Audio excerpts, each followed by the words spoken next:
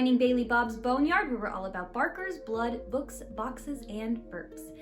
This is going to be a blood episode, and I'm going to be reviewing a movie that I found on Shudder. If you don't know what Shudder is, it's a pretty cool website that's basically like Netflix, but for horror movies only. The movie is called A Good Woman Is Hard to Find. It's 2020. The director was Abner Pastel, and it was starring Sarah Bolger. The main horror elements of this movie were psychological and blood and gore. On my blood scale, I give this movie 4 pints of blood out of 5. It's not bloody throughout the entire thing, but when it is bloody, it does get pretty bloody and pretty exciting. The plot of this movie is that the main woman, Sarah, she's a widow and she has 2 kids, so she's a single mom now. And in the movie, she's figuring out things about her husband's life that she didn't already know, and things start to happen to her and her children because of it. So from this point forward, I'm gonna talk about some specific things that happen in the movie, so if you don't want any spoilers, this is where you should stop this video. So in the very beginning, it opens with the main woman, Sarah, all bloody, and obviously something just happened and she's cleaning the blood off, and it's ambiguous and we don't know why it's there. It's actually they start with the end. So we find out at the end of the movie why she's all bloody and why she's like getting all this blood off of her. So eventually she meets this guy named Tito who breaks into her house and stashes drugs there. And she finds out from Tito that her husband was also a drug dealer and he kept that from her. And that's what ended up getting him killed. So Tito is forcing her to continue to let him hide his drugs in her house. And he's very aggressive and vicious and threatens to hurt her and be awful, you know, if she were to rat him out or not let him do that.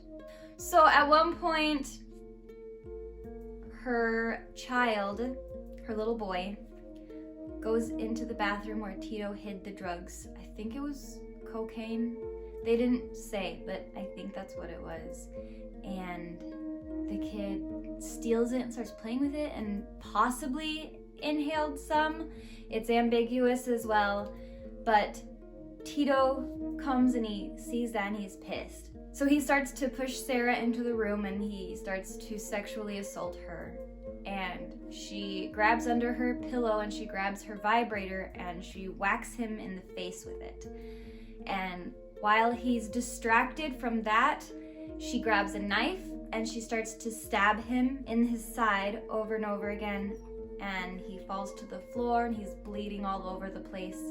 He's in a pile of blood, and then he soon dies. After that is when it gets exciting. So she's like, okay, there's this dead drug dealer in my house, and her solution to dealing with it is she goes to the store and she buys a saw and an axe. And she takes the saw and she starts sawing his arm off. And I think when she gets to the bone, something seems to stop her. So she switches from the saw to the axe. So then she starts just whacking his arm until it breaks off.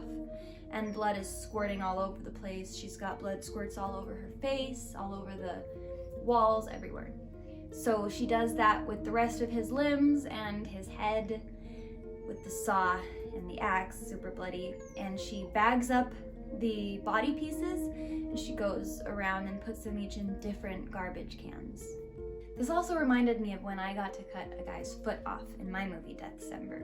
So one of the bad guys is kind of in charge of Tito. He's kind of like a drug lord type of a thing. He's like the big boss, and he's looking for Tito and he doesn't know where he is. But he overheard the name Tito being spoken between Sarah and her little girl. So he finds her and he targets her and he's like, yo, where's Tito?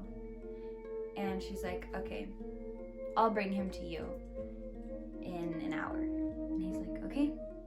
So he leaves, she gets ready, she's got a purse with her, and she goes to his little like hideout. It looks like it's in a club, like in the back of a club. And he's like, okay, where is he? And so she hands the bag off to someone, and he opens it and he freaks out. And then that's when he pulls out Tito's head, and his head is in the bag. So Tito's head is in the bag, and then the big boss starts laughing, and he's like, oh, like this crazy girl. And that's when she reaches into the head with her other hand and she pulls out a gun. And she's like, yeah, I'm a bad bitch. And they don't believe her, but they come for her, they have their guns, and she shoots them first. So she shoots all of them. It's a bloodbath. She shoots the main guy in the head. The last guy who's left alive, she's like, nah, I'm gonna make this more fun. So she puts the gun down and she picks up a hammer. She doesn't have to do this. She could kill him right there with her gun, but she chooses to end it more violently. So she goes up to him with the hammer and she just starts bashing him with it, and it's super bloody. So before she leaves, she takes a VHS tape out of some security recording thingy or whatever, so she never gets caught. So she killed all these drug lords and ended up fine. Her children were fine, she was good, and she's a badass. So again, I found this on Shudder if you want to look that up. So if that's the kind of movie you're looking for something with fun cutting body parts up, then this would be a good movie for you. As always, if you enjoyed this video, please give it a thumbs up and subscribe and hit the notification bell. Leave me a comment and let me know what you think about this movie, and if you have any other movies you'd like me to review. And I'll see you next time. I don't know.